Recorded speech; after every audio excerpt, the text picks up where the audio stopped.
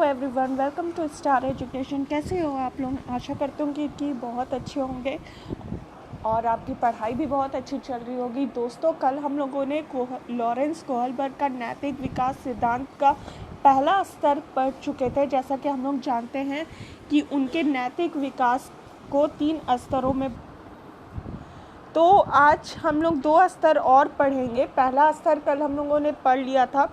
आज दूसरा जो स्तर है उसका नाम है परंपरागत नैतिक स्तर, जो कि 10 से 13 वर्ष के स्तर वाले बच्चों में आता है। ठीक है, और ये स्तर क्या है, इसकी क्या विशेषताएं हैं, बालकों का व्यवहार कैसा होता है, आइए जानते हैं। यह कोहलबर्ग के नैतिक विकास सिद्धांत का दूसरा स्तर है। इस स्तर की अवधि 10 से 13 वर्ष के मध्य की होती है। कितने से कितने के बीच में होती है? 10 से 13 वर्ष के मध्य में। इस स्तर पर बालक दूसरों के मानकों को स्वयं में अनाधिकृत कर लेता है तथा उन मानकों के अनुसार सही अथवा गलत का निर्णय करता है। इस स्तर पर बालक समझता है कि वे समस्त क्रियाएं सही हैं जिनसे दूसरों की मदद होती है। ठीक है, कहने का मतलब ये है कि इस स्तर में क्या होता है, बालक जो है दूसरे के रूल रेगुलेशन को मानता है, दूसरे के मानकों को मानता है और उसी से सही गलत का निर्णय लेता है। ठीक है, उसी से क्या लेता है? सही गलत का निर्णय लेता है। और वो समझता है कि वे समस्त क्रियाएं जो कि दूसरे को मदद करने में यूज़फुल होता है, उसी को वो अपनाते हैं। ठीक है, वो वैसा कार्य करते हैं जिससे कि दूसरों का मदद हो सके। ठीक है, इस स्तर के अंतर्गत आने वाली अवस्थाएं निम्नवत है। जैसा कि हम लोगों ने पिछले वीडियो में ही पढ़ा था कि हर एक स्तर के 2 स्तर और है। हर एक स्तर जो है उनके 2 भेद और है। ठीक है, तो पहला क्या है? अधिकार संरक्षण अभिमुखता। ये पहला विशेषता है, ये पहला स्तर है। इस अवस्था में बच्चे नियम एवं व्यवस्था के प्रति जागरूक होते हैं तथा वे नियम एवं व्यवस्था के अनुपालन के प्रति जवाबदेह होते हैं। क्या कह रहा है कि इस अवस्था में जो है वो बच्चे जो होते हैं वो नियम के पक्के होते हैं। जो नियम लागू किया गया है किसी भी कार्य में, वो उसी को फॉलो करते हैं और उसके प्रति एकदम जागरूक होते हैं। वो उस रूल रेगुलेशन के अलावा और कोई रूल रेगुलेशन वो नहीं मानते हैं। ठीक है, जो समाज के द्वारा उनको रूल रेगुलेशन बताया जाता है, जो नियम कानून बताए जाते हैं, वो उसी को फॉलो करता है। ठीक है, सेकंड है अच्छा लड़का या अच्छी लड़की। इस अवस्था में बच्चे में एक दूसरे का सम्मान करने की भावना होती है तथा दूसरों से भी सम्मान पाने की इच्छा रखते हैं। उनका व्यवहार क्या होता है? एक अच्छा लड़कों का व्यवहार होता है कि वो और अच्छे लड़के बन के दिखाए, और लड़कियों का व्यवहार कैसा होता है कि वो अच्छी लड़कियों जैसे व्यवहार करे। ठीक है, और एक लड़का दूसरे लड़का का सम्मान करे या दूसरी लड़की का सम्मान करे, है ना। मतलब एक दूसरे में सम्मान देने की भावना होती है। ठीक है, वो चाहते हैं कि वो भी मुझे सम्मान दे और वो भी सामने वाले को सम्मान देना चाहते हैं। ठीक है, आशा करती हूँ कि ये असर आपको समझ में आया हो। नेक्स्ट अवस्था, ये थर्ड अवस्था है हमारा, उत्तर परंपरागत नैतिक स्तर या आत्म अंगीकृत नैतिक मूल्य। आई थिंक कि आप इसका हेडलाइन देखकर ही समझ गए होंगे कि इसमें कौन कौन सी विशेषता आ सकती है। ये 10 वर्ष से ऊपर के जितने भी बच्चे हैं उनमें ये भावना आता है, उनमें ये व्यवहार आता है। ठीक है, कोहलबर्ग के मतानुसार नैतिक विकास के परंपरागत स्तर पर नैतिक मूल्य या चारित्रिक मूल्य का संबंध अच्छे या बुरे कार्य के संदर्भ में निहित होता है। ठीक है, मतलब इस स्तर में बच्चे नैतिक विकास में परिपूर्ण हो जाते हैं, उनका जो चरित्र होता है, उनका जो मूल्य होता है, वो अच्छे और बुरे कार्य के संबंध में होता है। मतलब कौन से कार्य अच्छे हैं और कौन से कार्य बुरे हैं, और कौन से कार्य उन्हें नहीं करना चाहिए और कौन सा कार्य करना चाहिए, इस विचारधारा को हमेशा वो बनाए रखते हैं। ठीक है, इस चीज़ को हमेशा वो फॉलो करते हैं। बालक बाहरी सामाजिक आशाओं को पूरा करने में रुचि लेता है। मतलब समाज की जो आशाएं होती है ना, कि जैसे एक लड़का है तो उसका व्यवहार अच्छा हो, ठीक है, उसका पर्सनालिटी, उसका सारा कुछ जो कि समाज में एक्सेप्टेबल है, वो करके दिखाए। ठीक है, वैसी क्रियाएं वो करके दिखाए, यही अपेक्षाएं समाज की होती है। और इस स्तर में बालक वैसे ही बनने में रुचि लेते हैं। ठीक है, बालक अपने परिवार, समाज एवं राष्ट्र के महत्व को प्राथमिकता देते हुए एक स्वीकृत व्यवस्था के अंतर्गत कार्य करता है। परिवार को, समाज को और राष्ट्र को महत्व देते हुए वो वैसा कार्य करता है जो कि उसके समाज को स्वीकृत है। ठीक है, वैसे कार्य को प्राथमिकता देता है जो समाज में लागू है, जो समाज में एक्सेप्टेबल है, वैसे क्रियाएं को करता है। ठीक है, और अपने परिवार को, समाज को, राष्ट्र को इम्पोर्टेंस देता है। ओके, इसके अंतर्गत 2 चरण हैं। पहला सामाजिक अनुबंधन अभिमुखता, ये पहला इसका स्तर है। इस अवस्था में बच्चे वही करते हैं जो उन्हें सही लगता है तथा वे यह भी सोचते हैं कि स्थापित नियमों में सुधार की आवश्यकता तो नहीं है। वो सोचते हैं कि क्या सही है उनके लिए, वो उसी के बारे में सोचते हैं। वो वही करते हैं जो उन्हें सही लगता है, जो क्रियाएं उन्हें सही लगती है वो वही कार्य करते। और ये ज़्यादातर कौन सी अवस्था में होता है, कौन से एज में होता है? किशोरावस्था में, है ना। किशोरावस्था के जो बालक होते हैं उनमें ही अपनी इच्छाओं के अनुसार क्रियाएं करने का ज़्यादा रुचि होता है। इसीलिए ये सामाजिक अनुबंध अभिमुखता उसी में आएगा। ठीक। और वो यह भी सोचते हैं कि नियमों में सुधार की आवश्यकता तो नहीं है। अगर वो कोई नियम बनाते हैं तो वो ये भी सोचते हैं कि और उसमें क्या चेंजेस लाने चाहिए और उसमें क्या नयापन लाना चाहिए। ठीक है, देखते हैं कि उसमें सुधार की ज़रूरत है या नहीं। उदाहरण स्वरूप, यदि एक व्यक्ति अपने बच्चे की जान बचाने के लिए दवा की चोरी करता है तो यह देखा जाएगा कि जीवन बचाना यह महत्वपूर्ण है। अगर कोई यह ठान लेता है कि मुझे अपने बच्चे को बचाना है, बच्चे की जान बचाना है, और वो दवा चोरी करने का मन बना लेता है, तो वो यह सोच के इस कार्य को करता है कि ये जो है अभी इम्पॉर्टेंट है हमारे लिए। बच्चों का जीवन, अपने बच्चा का जीवन बचाना यहाँ महत्वपूर्ण है। उसी को लेकर वो नियम बनाता है और उसको लागू करता है और उसके ही अनुरूप क्रिया करता है। ठीक है। सेकंड इसका स्तर है सार्वभौमिक नैतिक सिद्धांत अभिमुखता। इस अवस्था में अंतःकरण की ओर अग्रसर हो जाती है। अब बच्चे का आचरण दूसरे की प्रतिक्रियाओं का विचार किए बिना उसके आंतरिक आदर्शों के द्वारा होता है। यहाँ बच्चे के अनुरूप व्यवहार करना है। मतलब अब इसमें बच्चे ये नहीं सोचते कि समाज क्या सोचेगा, परिवार क्या सोचेगा, उसके आस पड़ोस के लोग क्या सोचेंगे। ठीक है, अब अपने बनाए हुए नियम पर वो कार्य करता है। वो यह नहीं सोचता है कि आसपास के लोगों का, उसके परिवार के लोगों का क्या प्रतिक्रिया होगा, इस पर विचार करना वो छोड़ देता है और अपने मर्जी के अनुसार कार्य को पूरा करता है।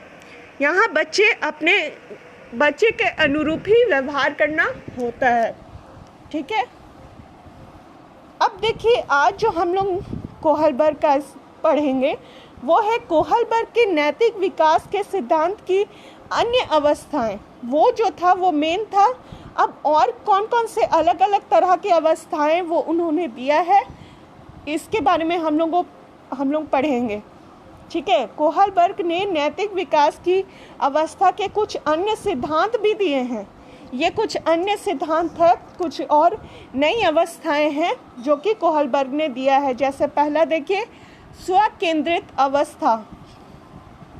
देखते हैं इसमें क्या होता है। इस अवस्था का कार्यकाल तीसरे वर्ष से शुरू होकर 6 वर्ष तक होता है। कितने से कितने तक? 3 से शुरू होकर 6 वर्ष तक। ठीक है, इस अवस्था के बालक की सभी व्यवहारिक क्रियाएं अपनी व्यक्तिगत आवश्यकताओं और इच्छाओं की पूर्ति के चारों ओर केंद्रित रहते हैं। मतलब वो वैसे कार्य करना पसंद करते हैं जो कि उसके इंडिविजुअल डिमांड को पूरा करे, उनकी अपनी डिमांड को पूरी करे, अपनी आवश्यकता को पूरा करे, अपनी इच्छाओं को पूरा करे। वो वैसे कार्य को करना पसंद करता है।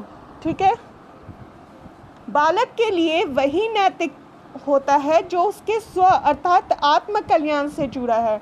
बच्चे वही नैतिक, उसी को नैतिक मानते हैं, वैसी ही क्रियाओं को नैतिकता मानते हैं जिससे उसको उसकी आवश्यकताएं पूरी हो। ठीक है, जिसका उसका खुद का कल्याण हो सके, वैसे कार्य को करना पसंद करते हैं।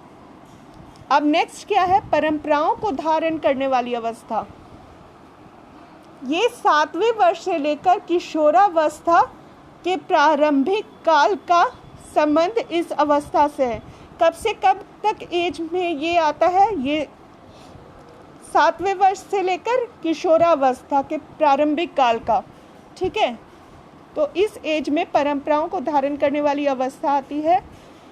इसमें क्या होता है? इस अवस्था का बालक सामाजिकता के गुणों को धारण करता हुआ देखा जाता है, अतः उसमें समाज के बनाए नियमों, परंपराओं तथा मूल्यों को धारण करने संबंधी नैतिकता का विकास होता हुआ देखा जा सकता है। ठीक है, मतलब इस अवस्था में क्या होता है? बच्चे समाज के नियमों को समझते हैं, परंपराओं को समझते हैं, मूल्यों को धारण करते हैं और उससे संबंधित ही नैतिकता का विकास उनमें होता है। कब से कब तक? 7वें वर्ष से लेकर किशोरावस्था के पहले चरण में। ठीक है, और क्या होता है? इस अवस्था में उसे अच्छाई बुराई का ज्ञान हो जाता है और वह यह समझने लगता है कि उसके किस प्रकार के आचरण या व्यवहारों से दूसरे का अहित होगा या ठेस पहुंचेगी। अब अच्छे बुरे का ज्ञान उनमें आ जाता है कि कौन से आचरण से दूसरों को अच्छा लगेगा और कौन से आचरण से दूसरे को ठेस पहुंचेगा। इन सब की समझ उनमें आ जाती है। ठीक है, तो ये था परंपराओं को धारण करने वाली अवस्था का विशेषता। अब नेक्स्ट है आधारहीन आत्मचेतना अवस्था। यह अवस्था किशोरावस्था से जुड़ी हुई है। कब से? किशोरावस्था से जुड़ी हुई है। ठीक है, इस अवस्था में बालकों का सामाजिक, शारीरिक तथा मानसिक विकास अपनी ऊंचाइयों को छूने लगता है और उसमें आत्मचेतना शुरुआत हो जाती है। मतलब अब सामाजिक रूप से, शारीरिक रूप से, मानसिक रूप से बालक एकदम स्ट्रांग हो जाते हैं, एकदम डेवलप्ड हो जाते हैं। ठीक है, अपनी ऊंचाई छूने लगते हैं। मतलब उसका सामाजिकरण, उसका शारीरिक विकास, उसका मानसिक विकास अपने चरम सीमा पे होता है, ऊंचाइयों पे होता है। ठीक है, मतलब पूरी तरह से डेवलप्ड होने वाला होता है। अब उसमें आत्मचेतना शुरू हो जाती, मतलब अपने बारे में समझने का, दूसरे और भी अन्य चीज़ों को समझने का विशेषता आ जाता है। ठीक है, नेक्स्ट है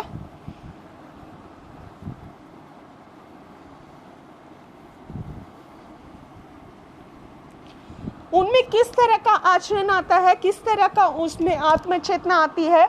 तो उनका अंदर से क्या, उनके अंदर में लगता है कि यह मेरा आचरण है, मैं ऐसे व्यवहार करता हूँ। मतलब वो अपने बारे में क्या सोचते हैं कि हाँ, ये मेरा कैरेक्टर है, मेरा ऐसा बिहेवियर है। ठीक है, इसी के इसी की उसे अनुभूति होने लगती है तथा अपने व्यवहार, आचरण और व्यक्तित्व संबंधी गुणों की स्वयं ही आलोचना करने की प्रवृत्ति उसमें पनपने लगती है। अब जब यह सोचने लगता है कि यह मेरा आचरण है, मैं ऐसे व्यवहार करता हूँ, इसका जब वो चिंतन करने लगता है तो उसके अनुरूप ही वो अपने व्यवहार का आंकलन भी करता है कि उसके व्यवहार कैसा है कैसा नहीं है। वो खुद ही उसमें आलोचना की भावना पनपने लगती है, खुद अपने बारे में आलोचना करने की विशेषता आने लगती है। ठीक है, कि मेरा आचरण है ये, मेरा व्यवहार है ये, तो अच्छा है या बुरा है कि नहीं, वो खुद ही चिंतन करता है, खुद ही उसका ऑब्जर्वेशन करता है, खुद ही उसको एनालाइज करता है और फिर लास्ट में उसकी आलोचना की विशेषता आने लगती है। ठीक है, अब नेक्स्ट, पूर्णता की चाह उसमें स्वयं से असंतुष्ट रहने का मार्ग प्रशस्त कर देती है। यही असंतुष्टि उसे समाज तथा परिवेश में जो कुछ गलत हो रहा है उसे बदल डालने या परंपराओं के सुधारवादी दृष्टिकोण अपनाने को उकसाती है। मतलब उनमें पूर्णता की चाह आ जाती है, वो सोचने लगता है कि नहीं, समाज में जो कुछ हो रहा है उसमें और बदलाव आना चाहिए और पूर्णता आनी चाहिए और उसमें कुछ नए चेंजेस आने लगते हैं। ठीक है, और इस वजह से उसमें स्वयं में असंतुष्ट की भावना आने लगती है और यही असंतुष्टि जो है समाज में और अपने आसपास के वातावरण में जो कुछ गलत हो रहा है उसमें बदलाव डालने की उसमें विशेषता आने लगती है। जितने भी परंपरा है, जितने भी लोगों की सोच है, लोगों की मानसिकता है, उसमें बदलाव करने की उसमें चाह आ जाती है। उसको लगता है कि नहीं, ये ठीक नहीं है। अगर कुछ गलत हो रहा है तो उसमें यह चाह आ जाती है कि हाँ, हम इसमें कुछ नयापन ला सकते हैं, कुछ चेंजेस ला सकते हैं। ठीक है, मतलब हर समय उसको अगर कुछ गलत दिखाई देगा तो अंदर से उसको असंतुष्टि होगा और जिसकी वजह से वो एक समाजवादी हो जाएगा, समाज सुधारक हो जाएगा और समाज में जितने भी गलत हो रहे हैं उनको चेंज करने की भावना या विशेषता आप कह सकते हैं, वो उसमें आ जाता है। ठीक है, नेक्स्ट है आधार युक्त आत्मचेतना अवस्था। नैतिक या चारित्रिक विकास की यह चरम अवस्था है। ठीक है, नैतिक या चारित्रिक विकास की यह चरम अवस्था है। भली भांति परिपक्वता ग्रहण करने के बाद इस प्रकार का विकास संभव है, करने के बाद ही इस प्रकार का विकास संभव है।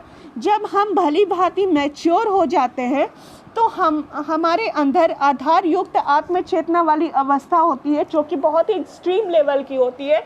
अब जो हमारा चिंतन करने का तरीका होता है, तर्कना करने की जो विशेषता होती है, वो बहुत ही ज़्यादा एक्सट्रीम लेवल का हो जाता है। हम चीज़ों को बहुत ही ज़्यादा ऊपर तक सोचने लगते हैं कि ऐसा होना चाहिए कि नहीं होना चाहिए। समाज में अगर कुछ गलत हो रहा है तो उसके बारे में हम बहुत ही अच्छे ढंग से चिंतन करने लगते हैं उसके बारे में, और ये तभी होता है जब हमारे अंदर एक भली भांति मैच्योरिटी आ जाती है। ठीक है, जिस प्रकार के नैतिक आचरण और चारित्रिक मूल्यों की बात बालक विशेष से की जाती है, उसके पीछे केवल उसकी भावनाओं का प्रभाव मात्र ही नहीं होता, बल्कि वह अपनी मानसिक शक्तियों का उचित प्रयोग करता हुआ अच्छी तरह सोच समझकर किसी व्यवहार या आचरण विशेष को अपने व्यक्तित्व गुणों में धारण करता हुआ पाया जाता है। मतलब जैसा नैतिक आचरण या चारित्रिक मूल्य उसको इस अवस्था में आती है, वो मात्र एक भावनाओं में बहकर वो नहीं करता है। ठीक है, बल्कि उसके पीछे जो है उसकी मानसिक शक्ति होती है जिसका वो उचित तरीके से प्रयोग करता है। जब उसकी मानसिक शक्ति बहुत ही परिपक्व हो जाती है, किसी भी टॉपिक के बारे में वो बहुत ही अच्छे से सोच समझ सकता है, तब उसमें ये विशेषता आ जाती है।